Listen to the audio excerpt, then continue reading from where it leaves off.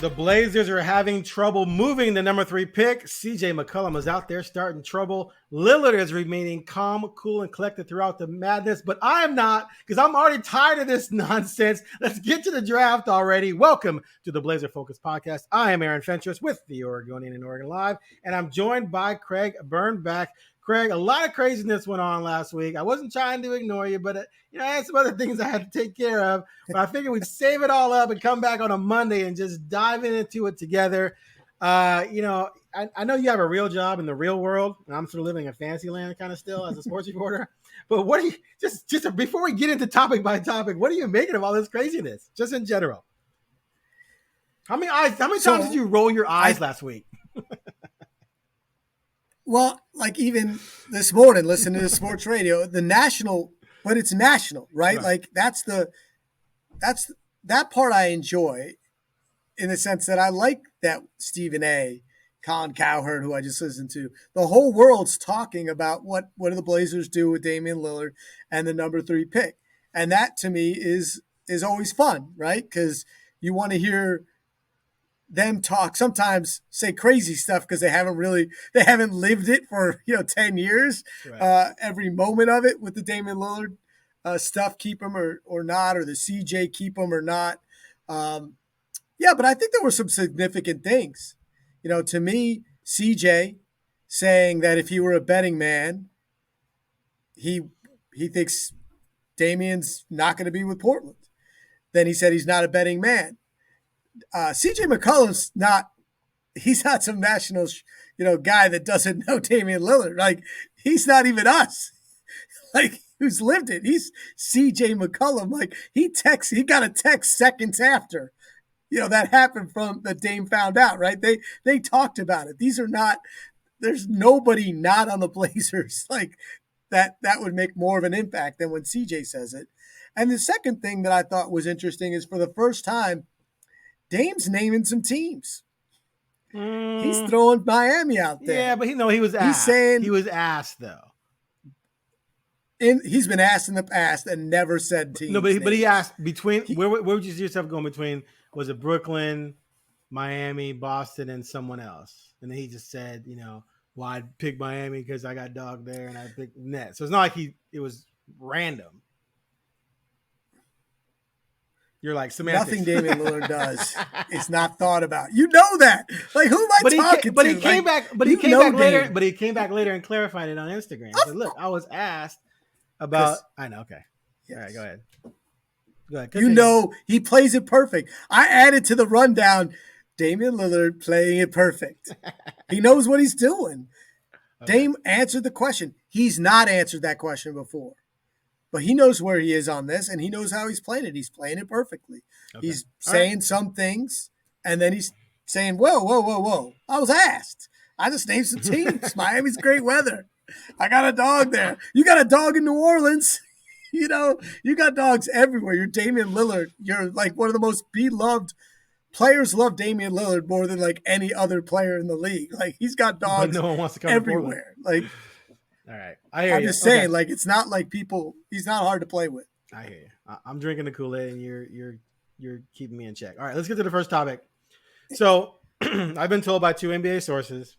At the beginning of this whole thing, and even before the season ended, it was clear that they were hoping to get a high pick and trade it. They got the number 3 pick. That obviously gave them a better piece to move, and people were reiterating again to me that, of course, and to everyone else, I'm not saying like I had exclusive on this, but that they were looking to definitely trade the pick, 100%. That pretty much the only reason they would keep the pick is if Dame asked out, but Dame wouldn't ask out until after the pick wasn't moved, not before the pick was moved. So they were trying to move the pick, and they expected to get a lot of heat on it. Apparently, though, that has not really happened, and that they're not getting the types of offers they thought they were going to get for the pick. They're getting offers that, they are like, well, I mean, are we really going to do that? Do we value that player? Is he going to put us over the top or even put us close? Or do we think they're even close to what we think Scoot's going to be or Brandon Miller's going to be in 2 or 3 years? Is this going to satisfy Damian and make him want to stay here? And those things just aren't materializing. So they are not leaning toward. I think they still are trying to move it, and there's still time to go. Like, anything could change. We know how the NBA works. But right now, they're trying to figure out how they can improve the team while keeping that pick. And it's already been made clear to me and others as well that Shaden Sharp is not on the block. Like it would have to be Embiid, maybe Jaylen Brown straight up with Nurkic or something like that. But they're not seeking to move Sharp because they believe that Sharp is going to be close to as good as anything they could get right now, and in 2 or 3 years better than anything they could get right now for him because they believe he's going to be definitely a star. So how bad is this for them? If they can't move the 3 for something that gives them, like everyone was talking Bridges or Siakam or Brown or whatever, someone that was going to come in as an all-star caliber player and be number 2 on this team. And now it looks like they can't do it, or if they did it, it would have to be number 3, Shaden and Ant and multiple, and they're not going to do that. So how bad is this for them if they can't move that pick for a legitimate star? It's uncomfortable. It's definitely uncomfortable because, it makes it a lot harder to keep Damian Lillard. It just does. But trading Damian Lillard for great parts is not going to be easy with his contract and the new salary cap restrictions and who could take that salary. But yeah, I mean, it's uncomfortable because Dame says he doesn't want to play with 19-year-olds. I mean, he said it. You got to convince him that he should and that he could. Now, Dame came back and was like, hey, I'm not 37. I'm 33. Like, I'm coming off my best year. So I don't have to be, maybe it doesn't have to be in 10 minutes. But that's the part. Like, no one thinks that Scoot Henderson's going to come in at his size and the position he plays and become an all-star while Damian Lillard's still on the team. Like, how? And I mean, obviously you got to move off Simons then if you're not willing to move off Sharp. Now, here's the thing. I get that you're saying you're not going to trade the number 3 pick and Sharp, right? But if you say Sharp, you're not going to trade Sharp, then I'm asking you, why are you going to trade the 3? Because it's Scoot Henderson, who everyone is saying, like before the first week of the season when Wemby and Scoot played on ESPN, everyone was like, here's 1-2. Here they are. And they both showed out. And if the big guy wasn't in this draft, that Scoot Henderson would be the clear-cut number 1. Now Miller moved in, and suddenly you're going to get the guy that now they're basically saying there's these guys. Any of these 3 could be number 1 overall picks, with one being a 7.5 unicorn. So I struggle with the fact that you think that's a great idea if you're holding on hope. Look, Sharp was good. He was good, but half the season was garbage. And but I think he was I asked you beforehand, like, do you think he'd go ahead of Scoot right now? Oh, yeah. If they drafted, do you think he goes 2? Based on what we know, yeah. You think he goes 2 just based on what he showed? Why would anyone take a 6'2" guy who can't shoot over a 6'4.5", 6'5" guy who can do pretty much everything? Well, if he was actually the height in which he claimed before, he was actually the height that he claimed before you got to the bottom of that, and he was actually 6'6", you ruined that for every. That's why they can't trade him. Fentress made everyone know he's 6'4". 6'4.5". He was 6'6". I think that this is going down a road where either they trade the number 3 and get back something that is a huge risk that won't meet the value. But that's what happens when you tell everybody it's a fire sale. Everyone's like, well, let him come back. We'll offer him this. If they really need to trade it, we're not going to offer him, top value because we know they're sort of desperate. Right. So at some point in time, they have to take a step back and say, okay, it sucks, but we're going to have to draft the pick, and either we're going to have to convince Dame to stay because we think that's the best thing, or we're going to talk to Dame and say, hey, we think it's the best thing for you and for us if we move off you. Because the young assets that they'll have, if they keep it, you're looking at, you just said you think Sharp would go, number 2 in this draft. So you're basically getting like 2 number 1 picks on your team with Sharp and, if it's Scoot. I'm still a little skeptical. Like, are they really – is Miller really going to go 2? Like, Yeah, What happened to all that hype before? I wonder about that too. And that was positional mainly. If Charlotte believes Scoot's the better player, you take him, and you worry about positions later. And like I said numerous times, you should. Melo's 6'7", so you won't have two small guards in the backcourt. You'd have 6'7", 6'2". Yeah. So you can, but I mean, LaMelo doesn't play great defense, but regardless, he can have at least have the size, the D up on a shooting guard. So yeah, and you're not at the doorstep. Yeah, no, you want the best talent. You're not at the doorstep. No. Get the best darn players. Miller's going to need time. You're going to lose a lot of games. Play someone out of position. Right. You could do it. Like the Blazers played two small guards forever, and it was really good. It wasn't great, but it was really, really good. And then eventually they traded CJ, and maybe not at the top of his potential. But I just think it's uncomfortable because the Blazers basically, it's kind of that thing where you say, I'm going to do this, and you have all this time, right? I'm going to do it. And then, oh crap, it's today. Like now I got to do it. Like either I got to trade him, the pick, or I've got to pick it. And now, Dame's not one to say, he's 100% been consistent with his words that if I say it, I mean it. Yeah. So I don't know why people would suddenly think he doesn't mean it. That he's not going to say, okay, I'm ready to go. A lot of Blazer fans don't want to believe it, and maybe he does. Maybe he gets convinced that's the way to go with a 19-year-old, a 20-year-old, as his get good real fast, right? Be good in a year and a half because that's where my window starts closing. But other people seem to want to say, oh well, he said that before they got the number 3 pick. I'm like, yeah. He knew that the potential was that they could get the number 3 pick. It's not like they didn't get the 1, they got the 3. So if he said it, until he says something different, I believe him. Yeah. I think this is all fascinating. The hype for some around Scoot is just mesmerizing to me.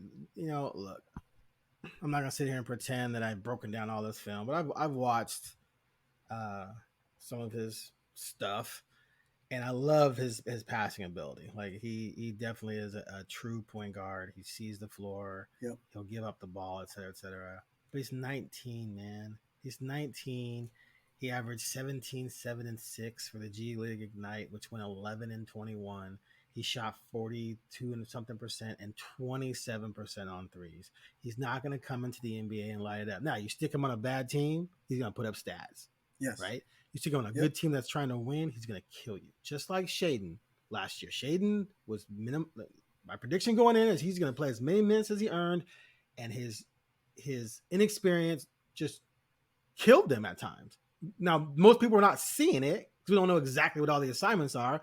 We just see the spectacular dunks or what have you. But Billups said numerous times, like, he just makes a lot of mistakes. He costs us possessions. Well, Scoot's going to do the same thing. And I don't care that he played in the G League. It doesn't matter. He's going to come in at a position you don't need, and he's going to be the backup. And quite frankly, I'm getting a veteran backup point guard, someone who can actually run the point at a veteran level. And Scoot's going to be my third point guard unless he earns more minutes, because you cannot convince me that they're going to roll out there with a 19-year-old and a 20-year-old in your top 7, top 8 rotation and contend. Now, unless you bring an Embiid with that, which you can't do, not going to happen. So if the best they can do for Ant and some picks or whatever is Ayton or OG Anunoby, they're going to be better, but they're not contending, especially when one of the complaints coming out was we need more vets. Because Watford and Little and Keon and even Eubanks, he's 26, but still he's never played on a team that was battling for anything. And it's one other kid I'm missing off the top of my head, but they're Reddish, your guy. So they have all these youngsters who just couldn't play at high level NBA basketball. So my God. You're a guy. You caught that kind of late, but no, it's not a good situation. So you bring in a couple of vets, and then you have those two. They're going to hurt you along the way. And I think Damian knows that. He saw it with Shaedon. He saw it with other young players that he's helped raise along the way. So unless they can pull off something amazing, I just don't see how they move the needle in the next couple years with Damian. So now Damian would be he's going to be 33 going into next season. Then he's 34. Then he's 35 going into when maybe Shaedon is like really, okay, Shaedon's ready to go and Scoot's sort of ready to go. to actually impact winning. And so, like, does Dame want to wait till 35? Like, to me, why are you? I wouldn't wait another second, dude. Either we're going to have the team this year, or I got to go, or he just have to he has to resign himself to the fact that we're probably not going to do it here in Portland. And if he says that and says, you know what, I'm content, we're cool, let's just do what we got to do, then we can all stop talking about it.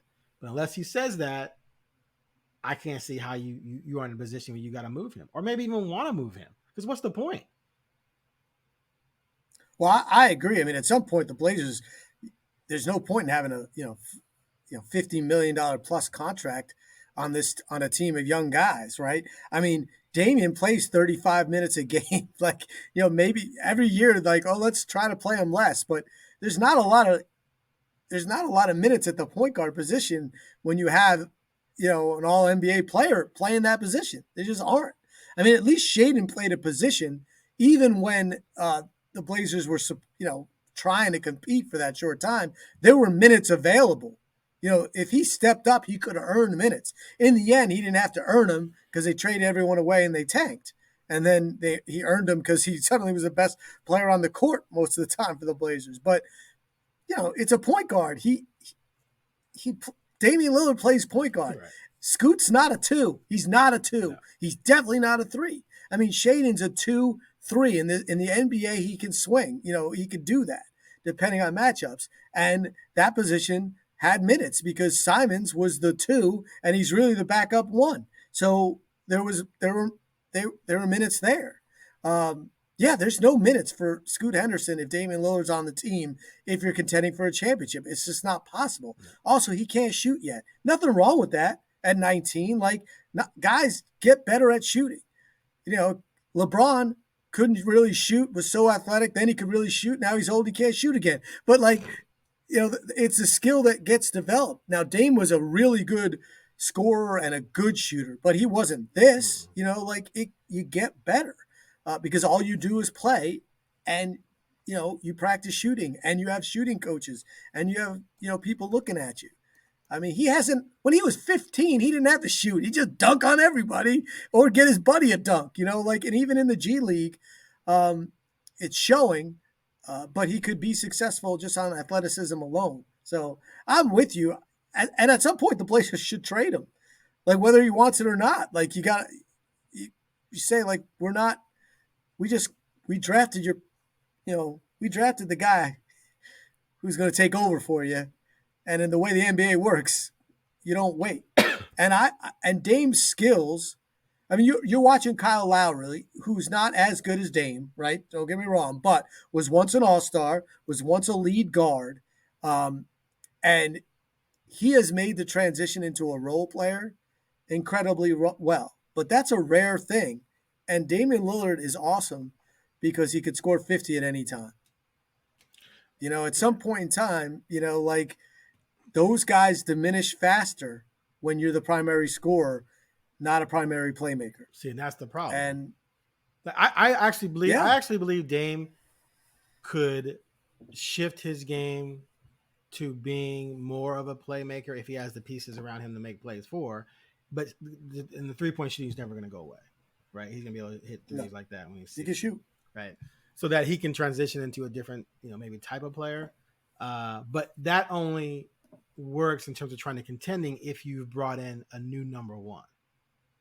If Dame falls off to number 2, number 3, you better bring in a true number 1, number 2, or you're not going to contend with him here. So that's the danger because you're approaching that cliff, and it could be something where he's just at 36. We're just like, oh my God, he's still an MVP candidate. He's amazing. This is incredible what we're seeing here. Or he starts to fall off, and it's like, yeah, he isn't what he was, and you don't have another number 1, and so now you're just mediocre. And yeah, Sharp's good, but Sharp's still young, and it just doesn't work out. So it's a fine line, which brings me to my next thing, is that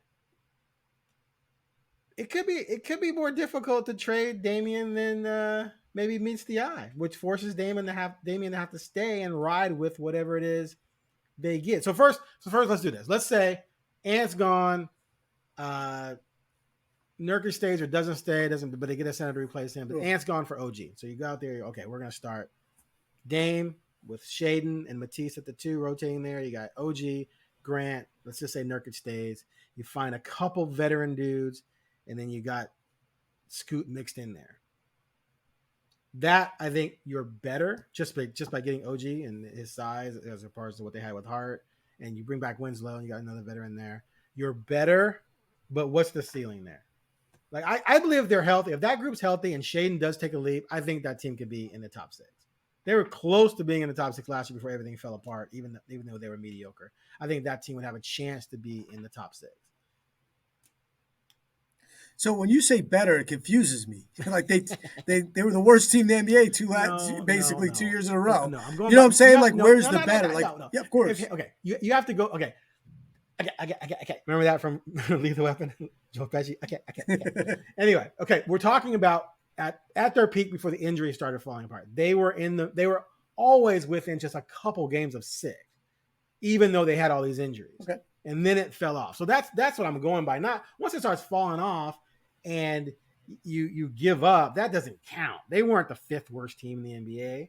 If you played a tournament and everyone's healthy, they don't finish 25th, 26th. Like they were better than that. So adding OG to the mix and what he brings you on both sides of the court and staying healthy, I think they're better than they were last year. So then they're in the mix for 6th. And plus Shaedon elevates, et cetera, et cetera. You got Matisse now for an entire season. He gives you perimeter defense, which you didn't have last year with Ant and Dame. You know, there's just things there that you could say, well, they could be better. And then maybe they're in that mix for 5-6, which they were in last year before they pulled the cord. And that was despite all the injuries they had. They were only 2, 3, 4 games away at the most, even late in the season. So that's what I'm saying. So, but is that something that you think could is that a puncher's chance? Yeah, to is stay. That a puncher's chance? Because once you get in, because the West to me it's just wide open. I mean, yes, I was going to say Durant's getting older, Curry's getting older, LeBron's getting older. As good as Denver is, Denver's not dominant. They didn't win 65 games. Like they're not someone I look at and go, that you can't beat them. I mean, they'd be the favorite against the Blazers, obviously, but every other team in the West, is there really, like that lineup I just mentioned, is there really a team in the West that you flat out say they have no chance to beat the series? It's not just the West. It's the entire NBA right now is wide open. Yeah, exactly. You know what I'm saying? Yeah. Like, I'm just saying, like, which means it's fluid. Right. Which means things can change and teams will go up and down. Like, you know, you can't just check the Warriors in, like top 3, top 2. There's nobody on the East. I mean, the 8 seeds in the NBA Finals. Crazy. Like, I'm hearing people talk about never happened.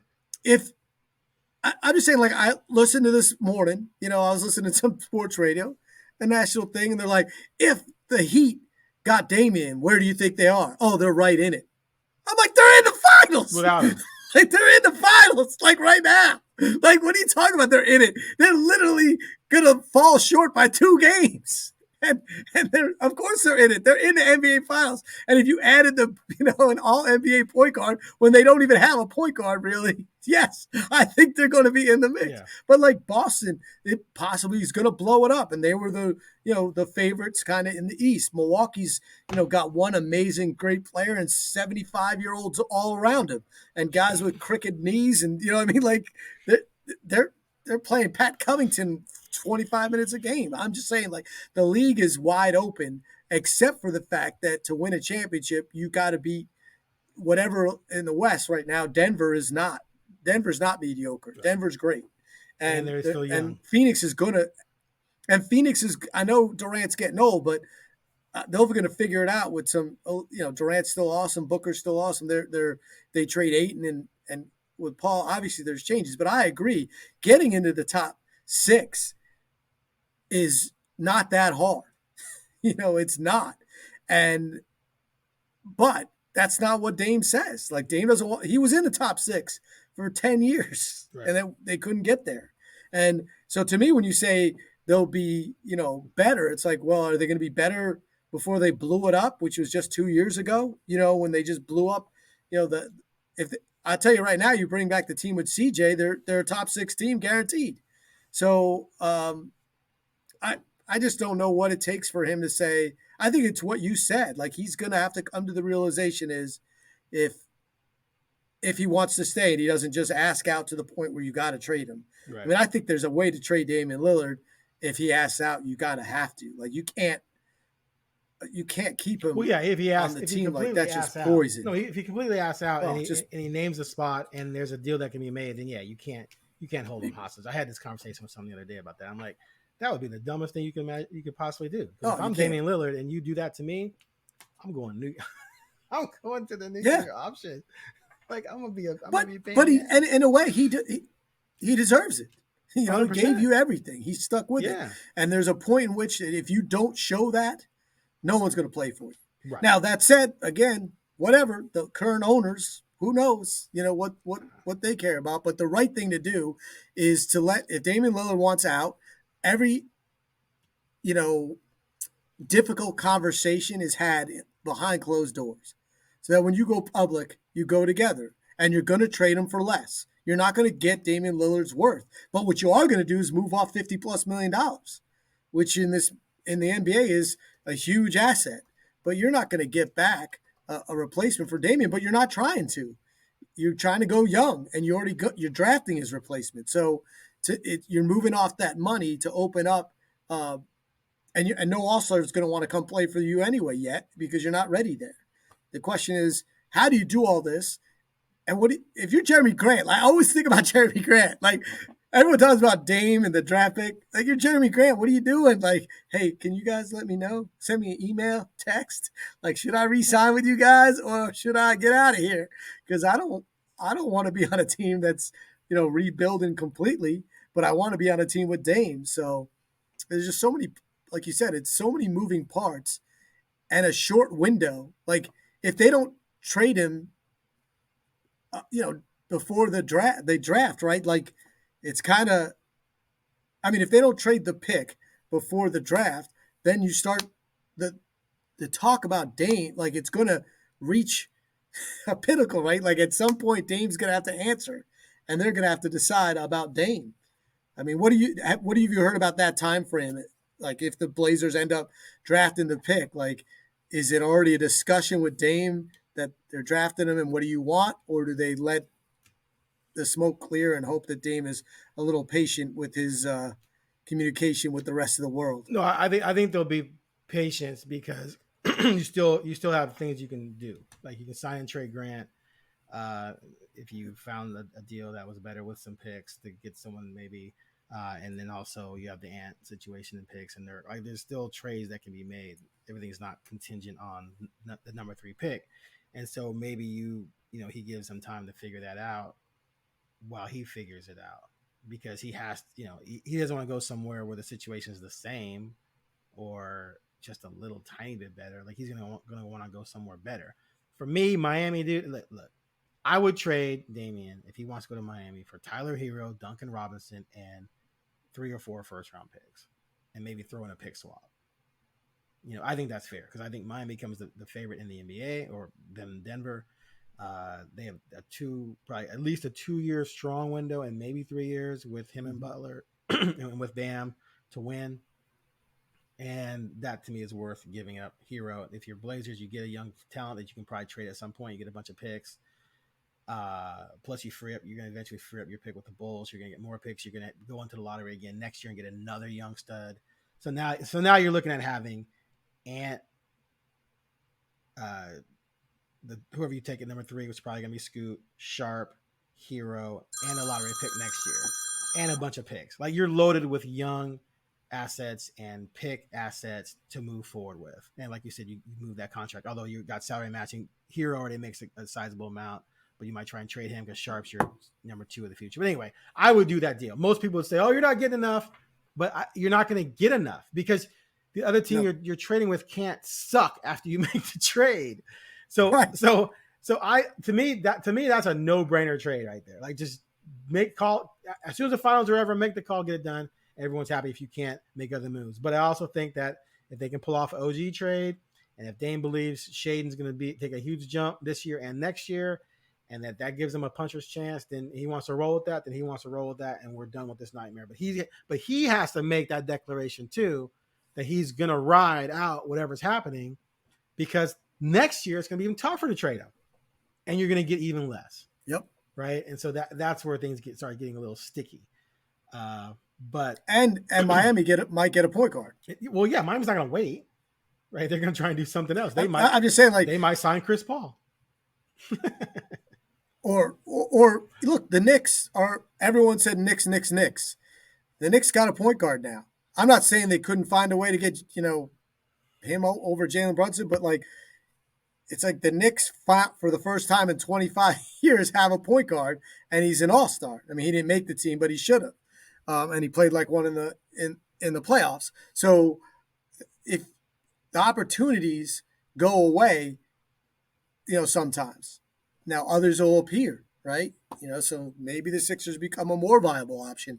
Who knows? Because God knows James Harden. No one knows what's going to happen with James Harden. You know what I mean? So if he exits, then suddenly the Sixers are Damian Lillard away from a championship. And then it's Maxey and Tobias, and then you get another point. Like, you're gonna be redundant. Well, I'm just saying picks. To me, but I don't think they have picks. Right? Yeah. I looked them up. Well, they don't have picks because they traded have picks to get Harden. I think they had some. I don't think they have very many picks. Well, they could. There's ways to get them, right? Maybe they do that. Right. I just threw that out there, but I agree with you. You're not going to get talent for Damian Lillard. I mean, it's not that kind of trade, and Phoenix and it never is. Yeah. I mean, Kevin Durant. Look, Miles Bridges is good, but he's not Kevin Durant. You know what I mean? Like, so you're never going to. Mikal Bridges. What's that? Mikal Bridges. Miles is the one felony assault, domestic battery. Are they related? Not as good. Are they related? Definitely not as good. Thank you. I'm just saying, like, you're not going to talent to talent. You're not going to get that back because, like you said, what's the point? They wouldn't make that trade. If they're close, Damian Lillard away, they're not going to trade back anything that's going to completely take that away. But those two players you mentioned are rotation guys, and starters. Hero's a starter. He's a really good player. Yeah. Could be an all-star if he has the kind of year. Duncan Robinson is an odd player, right? Like but he's in the rotation. He sometimes looks like one of the best shooters in the NBA, and sometimes looks like he's never shot the ball from 3-point range in his life. But yeah, I agree. If you get picks and two guys that are rotation players, including a potential all-star player or right below, that might be the best you can do. If you end up having to trade him, but it's so. Damian Lillard knows what he's doing. I mean, he's thinking about this. He's talking to people about it. He's not going to say things. He's been intentional. He was intentional at 22 years old. You know what I mean, Aaron? Like he knew he knew what he was doing then. Yeah. And he's just a really smart guy that plays it pretty straight, but also is nuanced enough to make sure that that he gets what he wants to a point. And I think he also recognizes that he has no reason to be patient anymore. He played that card multiple times, and it didn't. It got him. It got him pretty well. Like people say, it didn't get him where he wanted. Well, he's a Hall of Famer. He's the greatest 75. Scorer in Blazers history. He's really, really, really, really rich. His other thing, the music that he's wanted to do, he's crossed over. He's a guy in Portland that is a national spokesperson, right, which doesn't happen every day. So it's worked. It just hasn't gotten him the one thing that, he sometimes says is really important. And in typical Damian Lillard fashion, he'll say, hey, why is everybody judged about one thing, just winning a ring? He'll say that, and then he'll come back and go, well, if I can't win a ring here, then I probably want to go somewhere I can win a ring. Right. But he does it perfectly, so you're not like, oh, he's speaking out of two sides of his mouth, right, because two things can be true at the same time, and he's awesome at presenting that. 100%. All right, where are you on the whole Blazer sale thing? Real quick. Well, you know where I've been. I mean, I think it stinks.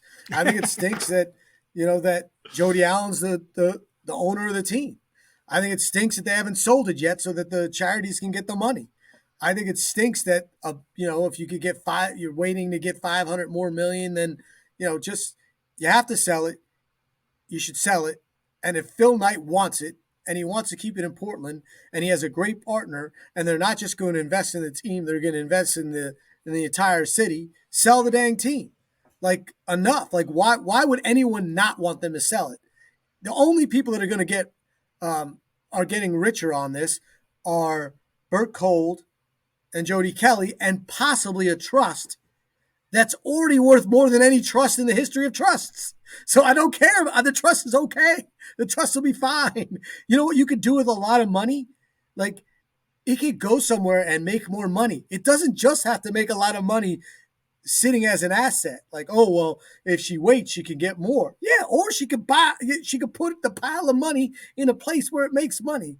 Let the person run the trust to make more money, but sell the team to the 85-year-old guy that lives in Portland that wants to keep it here. And hopefully, more importantly to me, will be passionate about the area and the arena and the Rose Quarter, or take it somewhere else and be passionate about it, not out of Portland.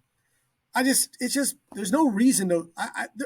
What's the argument for not wanting Jody Kelly to sell? Jody Kelly, Jody Allen, to sell the team. Time. Okay, thank you. I think we all agree that Phil Knight owning the team and doing what we all think he would do based on what we saw him do, like in Oregon, is very interesting and exciting and enticing, et cetera, et cetera. But I think Jody Allen has already proven that in 1 year, by not selling it last year for $2 billion plus, you say you want to make more money. Well, the Suns just went for $4 billion. So what are the Blazers worth? 3.5, 3? At sure. Least? Okay. So by not selling last year, she didn't just make some extra money. If it's worth 3.5 now, that means she just made what? 75% more money by waiting over last year. So if she can wait a couple more years, maybe it gets up to 4. So my thing is, I don't think this is on Jody Allen at all. I think if Phil Knight wants it so badly, he needs to overpay. He needs, whatever the valuation is, he needs to make a significantly more lucrative offer that she can't refuse. And if she does, then of course everyone can pile on her. But just offering what it's allegedly worth, which is very fluid, doesn't mean anything to me. If you want it so bad, you're 85, you're worth billions, you can't take it with you. Like, you're like, Jody Allen could just get the money now and give it to charity. Well, by giving her more than maybe it's quote unquote worth, Phil Knight would be donating to charity. How about this? Why not pay her 2.8 and then give her another billion, donate another billion to the estate and all its charities? Then you can write that off as a charitable donation, and the estate and those charities get the money however you work it. But the bottom line is, I think Jody is playing this perfectly, because I think she knows that it's going to continue to go up in value, and that if someone wants to buy it, they have to not only pay for what it's allegedly worth, but also pay for the right to buy it, which is what you do in this situation, because there's only so many teams. So I've said this before on other podcasts and radio, and I tweeted it out. If I had $20 or $30 billion and the Chicago Bears were for sale and the valuation was $6 billion, I would fly to Chicago with a check for $7.5 billion. If you want to sell it, you're going to take that. And I overpaid, and everyone's going to mock me, make fun of me, like they just like they did Ballmer when he bought the Clippers. And everyone said, "Oh, he paid $2 billion. He paid way too much." And now that franchise is worth probably $4 billion. So he didn't pay too much. He made it back, and then some. And he owns the team. And there's only 30 of them. So Phil Knight, step up, $4.5 billion. That's my price. So the problem that you have is, according to reports, it's so easy for me to say that she's not taking his calls. Okay, but she has. They won't engage. Wait, she has gatekeepers. Okay, well, Burt Cole told him it wasn't for sale. If the reports are correct, it wasn't for. He already said the report said he knows that $2 billion is not enough, and he wants to offer more. But they haven't countered because they don't talk to him other than to say it's not for sale. I 100% agree. But you think it said it wasn't for sale. But you think they got on the phone and said, "We'll give you $4 billion," and he said it's not for sale? I think that would be public by now. Go ahead. He said it. It is public that he said he's going to pay more than $2 billion. He knows it's more. What does that mean then? 2.5? Well, you don't. Here's what you don't do. Here's what I know. Here's what I do. You don't negotiate in public. So they did last year. But how the $2 billion plus get out? You had the $2 billion plus get out, and then you had that article, that ridiculous article in the New York Post. Oh yeah, that was with Larry Miller assassinating character assassination on Jody Allen and saying that her relationship with Dame is toxic, which Dame shot down, his agent shot. Like, the whole thing's just ludicrous, or their game plan.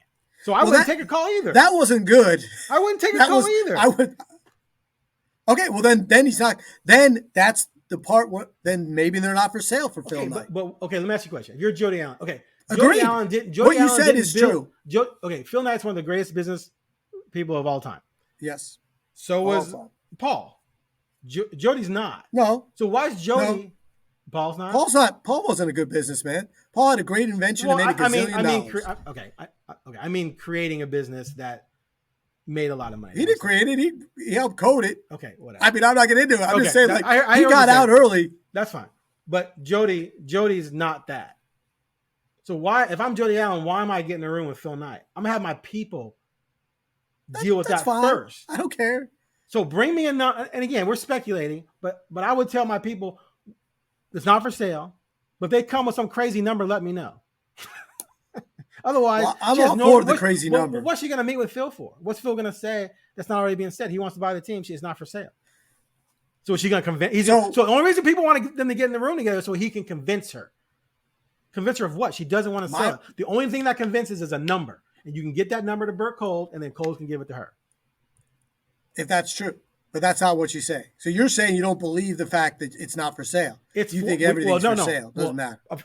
They have to sell it anyway. The only reason to hold on to it, yes, I agree, is that's appreciated. So why are they saying that's appreciated? Because they're trying to get the price out. Well, again, we're guessing. I get it. We're speculation. Okay. Right. Like, I requested an interview with Jody Allen.